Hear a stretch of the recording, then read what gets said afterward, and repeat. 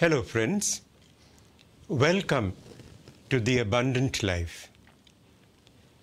Today I'd like to begin by telling you about a WhatsApp message I received. I read about a mother-daughter duo shopping at a mall.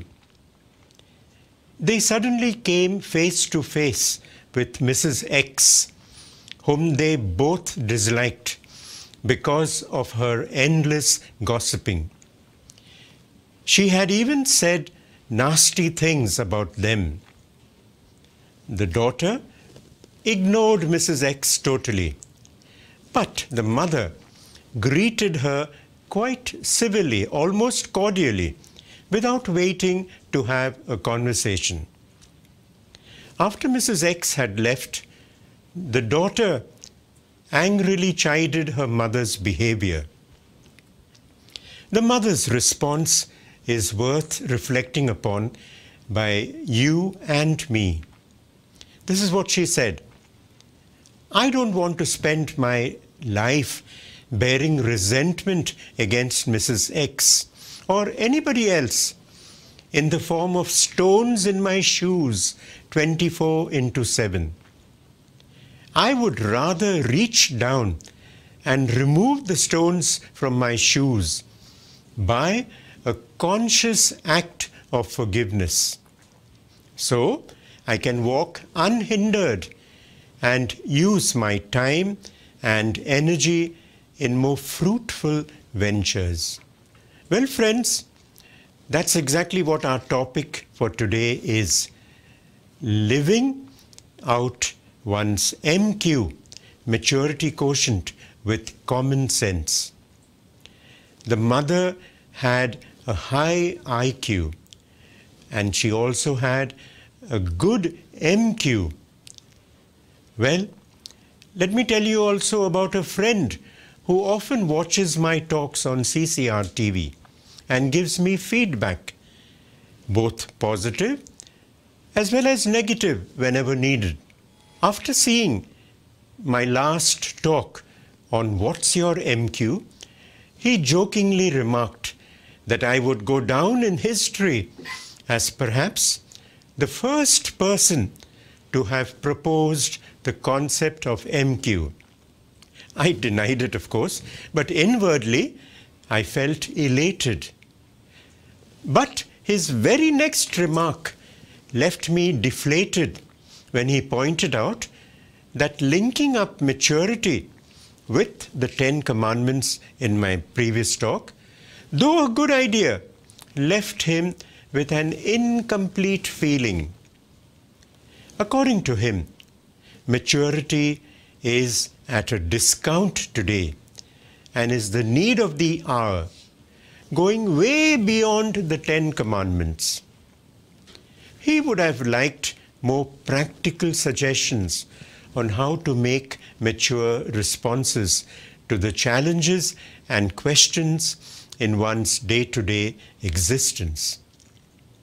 I interpreted his remark as his wanting to know how he could be mature and yet somehow down to earth in living a normal, no-nonsense life with grace and courage, and yet grounded in common sense. So that's what I intend doing in my talk today. I intend focusing on certain circumstances and issues that we all face from time to time, obviously known to us, but where we need to take care of our responses to them, such that these responses don't take away from the abundant life we are called to live. I'm sure all of you have heard of AA, or Alcoholics Anonymous. AA members live by a wonderful slogan: let go and let God.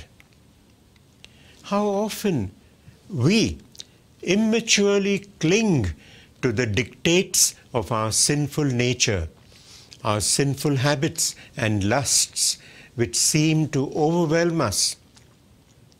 I have faced this in my past, and what helps me today is to let go, surrender my struggles into the Lord's hands, and let God take over the battles. How freeing, how maturely freeing it is to let go and let God, and continue living serenely without going into needless depression and anxiety over one's struggles with sin. I have often heard it said, I find it impossible to forgive and forget. Well, I too have said similar words in my past. But over the years, I've learned that the only common sense response is to live and let live, to make allowances for my enemy's hurtful actions, just the way I so easily do for myself. This requires God's grace to consciously put aside all thoughts of revenge and the desire to make the world aware of how hateful my enemy has been. In fact, whenever a third party known to both me and my enemy makes a positive remark about my enemy, I cringe. The mature thing to do would be to keep quiet or gently change the subject matter of conversation. Whereas in the past, and sometimes even today, I would pipe up, oh yeah, let me tell you what he or she really is. And then I would go on into character assassination, for which I am terribly sorry today. But today, I try to remember that God has forgiven me much. Therefore, let me also forgive my enemies. That's a mature decision I need to take. Today, I remind myself that if I can glibly say about my stupid or grave mistakes, I made a mess and it's okay, then I should equally and readily excuse the faults of others, particularly my enemies. Friends, have we ever pondered on the phrase, being eaten up with jealousy or turning green with envy? Well, it's not a very pleasant feeling. I know, because I have experienced this feeling of being consumed with the jaundiced eye at the good fortune or success of others. On the other hand, I myself have been at the receiving end of their envy or jealousy. Today, I realize how sick such attitudes can make us. In fact, it can even increase our sickness when we have to begrudgingly acknowledge the good fortune of others. Let us be genuine. If we truly wish to live mature Christian lives, it requires a conscious effort on our part. And, mind you, it may seem artificial initially to congratulate, to applaud, or be enthusiastic about the success and good fortune of others. But we need to do this. Yes, we are all prone to making mistakes, big and small, in our interpersonal relationships, often leading to remorse, sadness, or shame. Common sense dictates that we should let bygones be bygones. Yes, let bygones be bygones. And we should not wallow in our guilt. Rather, that we should realize that we are not perfect, and therefore to acknowledge our weaknesses. The best thing to do is to apologize when possible, confess our guilt, and make amends to the best of our ability. I recently learned to put into practice an adage I value a lot, namely, agree to disagree without being disagreeable, difficult, or disrespectful. Let me tell you what happened with me. Some of my relatives living abroad came for a visit. They were so very concerned about some stray dogs around my house and insisted on feeding them with the patties I had bought for them, which I had served them with much love. I was terribly hurt by their behavior because they didn't even ask my permission whether they could give these dogs the patties. However, I was also struck by their apparent generosity towards these strays. Then, as we started chatting, in the course of our conversation, I asked them their views about their president. I knew that this president was popular with some and unpopular with others. So when I asked them my question, they were vehemently opposed to him. Why? Because of his anti-abortion and anti-mercy-killing stance. I was appalled at my relatives' contradictory approach to animals versus human beings. They were so kind-hearted towards stray dogs, but had no mercy for babies being killed and aborted in the wombs of their mothers. Neither were they concerned with ailing and senior citizens being allowed to die in what they considered mercy killing or assisted suicide. Well, we obviously got into a discussion, almost bordering on a serious argument. I wanted to be nice with them, but my desire to uphold God's commandments helped me realize that peace doesn't always have to be the absence of conflict. Let me repeat that. Peace doesn't always have to be the absence of conflict. For the sake of peace, we don't have to keep quiet. We have to speak up sometimes. But I realized that maturity should guide us in seeing through the ridiculous views and arguments of such people holding a worldly position and trying to impose it on you.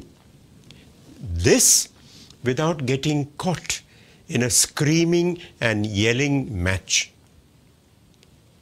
So, I logically confronted and resisted their calloused attitudes. Unfortunately, they were so hardened in their thinking that I realized the mature way to deal with this situation was to agree to disagree without being disagreeable. Let me explain this to you. There are times when there is an argument, we have to be agreeable, pleasant, and yet disagree with what they say. But our pleasantness should be important and not the way we impose our views and scream and shout. So we are called never to be disagreeable in our discussions with them. Well, friends, sometimes when we are consciously trying to live by Jesus' word in our everyday lives, we may be confronted with serious questions. Take, for instance, the Beatitude. Blessed are the meek, as we read in Matthew chapter 5, verse 5. There are some people who will consider your meekness as weakness. Let me repeat that. There are some who will think that because you are meek, you are weak. That is not right. Our meekness should not be construed as weakness. Or again, in Matthew chapter 5, verse 39, Jesus exhorts us to turn the left cheek when we are struck on the right. I have heard it said, don't be a doormat. Stand up against those who treat you badly. After all, Jesus himself questioned the one who struck him unjustly, as we read in John chapter 18, verses 22 and 23. Here, Jesus asked that officer, why are you striking me? If I have done something wrong, prove it. But if not, you have no right to strike me. So the key word for us, my dear friends, is unjustly. If someone is treating us unjustly, we must speak up. But if we want to be a martyr, that's fine. However, but we need to speak when some poor, helpless, defenseless person is being attacked and opposed. That is when we need to speak up vehemently. Let's look at what happens in families. Many parents today find it very hard to control their children. I read somewhere a very meaningful quote. You show maturity, dear parents, when you realize that discipline without love is harsh. Yet, love without discipline will not bear any fruit. Let's repeat that. Discipline without love is harsh. But love without discipline will not bear any fruit in your children. So therefore, parents and even teachers, remember, you need to discipline your children. Let's look at a major problem in the world today. It is that of one-upmanship, where the reigning or prevalent philosophy is the me-first philosophy, incorporating ego, pride, narcissism, and the man-eat-man ideology. And believe me, it's so very easy to get caught in this hedonistic whirlpool. I myself got dragged into it unwittingly with the inevitable lies and intrigue, malevolent scheming, envy, jealousy, backbiting and slander, and at the physical and mental level, the sleepless nights, tensions, problems with headaches and backaches, blood pressure problems and so on. All these can even kill you and me through heart attacks. The mature Christian response, I think, if possible, get out of the rat race. I remember a dear friend who gave up his job, a high-paying job in a business establishment, and took up a simple but tension-free job with a low salary. Today, he is immensely grateful to God for helping him make the right decision. What about me? I myself gave up my lucrative job in a foreign bank in Bombay in favor of a teaching job in Goa, a low-paid job with absolutely no regrets on my part. Friends, in the past few weeks, we have heard of Greta Thunberg. She recently won worldwide attention when she spoke convincingly at the United Nations General Assembly about the need to save the world from further environmental disaster. Yes, this 16-year-old spoke very convincingly. But I really wonder, if she would have got any attention if she had spoken against abortion, assisted suicide, etc. Because today the world has got topsy-turvy ideas about morality.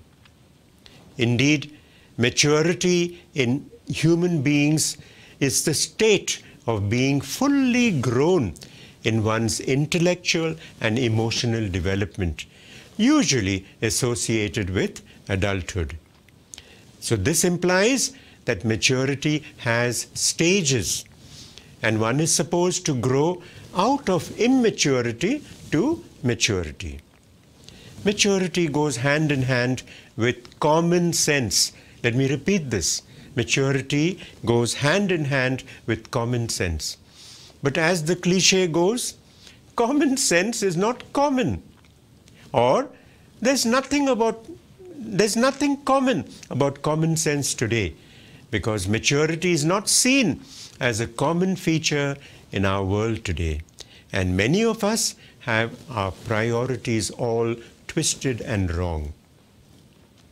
As I conclude, a mature person, knowing the challenges in the world today, realizes the wisdom of passing on his faith, his values, and his ethics to his children, and not just focusing on materialistic values. Life is transitory. Let's aim for eternal values. Let's aim to be consumed by love of God and doing God's holy will. Yes, indeed, friends, let's make a difference in the lives of people around us, and then gracefully recede into the background, expecting no reward or thanks. That indeed would be, according to me, a very high form of common sense and high level of the maturity quotient. I wish you all the best, dear friends, in having common sense guiding your maturity, and vice versa, let maturity go hand in hand with your common sense. God bless you.